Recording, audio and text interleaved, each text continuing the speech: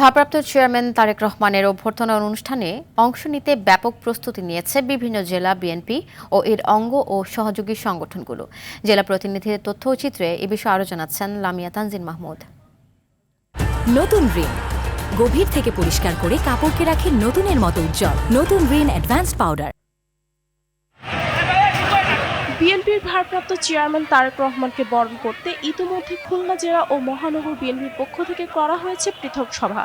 6টি আসনে মনোনয়ন পাওয়া ও মনোনয়ন প্রত্যাশী নেতারাও ঢাকায় বড় শোডাউন দেখাতে চান। সারা বাংলাদেশে উচ্ছ্বাস আর আনন্দের জোয়ার বইছে। প্রিয় নেতাকে বরণ করে নেওয়ার জন্য যে যার মতো করে পারছে ঢাকার পথে রওনা হচ্ছে।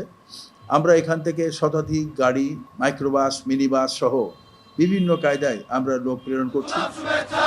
হবিগঞ্জে বিভিন্ন উপজেলা ও ইউনিয়ন থেকে বিএনপি ও সহযোগী সংগঠনের নেতাকর্মীরা সংবর্ধনা অনুষ্ঠানে যোগ দিতে আগেই ঢাকার উদ্দেশ্যে রওনা হচ্ছেন।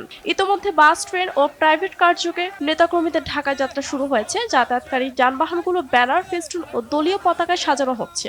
9টি উপজেলা এবং 6টি পৌরসভার প্রায় 1.5 লক্ষাধিক মানুষ আমরা আশা করছি যে আমরা ইনশাল্লাহ নির্ধারিত সময়ের আগেই আমরা ঢাকা পৌঁছাবো। নাটোরে দলের পক্ষ থেকে নেওয়া হয়েছে বড় ধরনের প্রস্তুতি। অন্তত 50 থেকে 60 হাজার নেতাকর্মী ঢাকায় উপস্থিত থাকবেন বলে আশা করা হচ্ছে। জেলার 52টি ইউনিয়নের নেতাকর্মীদের জন্য 130টি বাস, 200টি হাইস ও মাইক্রোবাস ভাড়া করা হয়েছে। ঢাকা শহরে মানুষের মহাসমুদ্রে পরিণত হবে। বাংলাদেশ যতদিন থাকবে, বাংলাদেশের ভাষা যতদিন থাকবে, ইতিহাসে এই প্রত্যাবর্তন দিবসকে কেন্দ্র করে যে সমাবেশ হবে, মানুষের সমাগম হবে, এটা একটা ঐতিহাসিক হিসাবে লিখিত থাকে।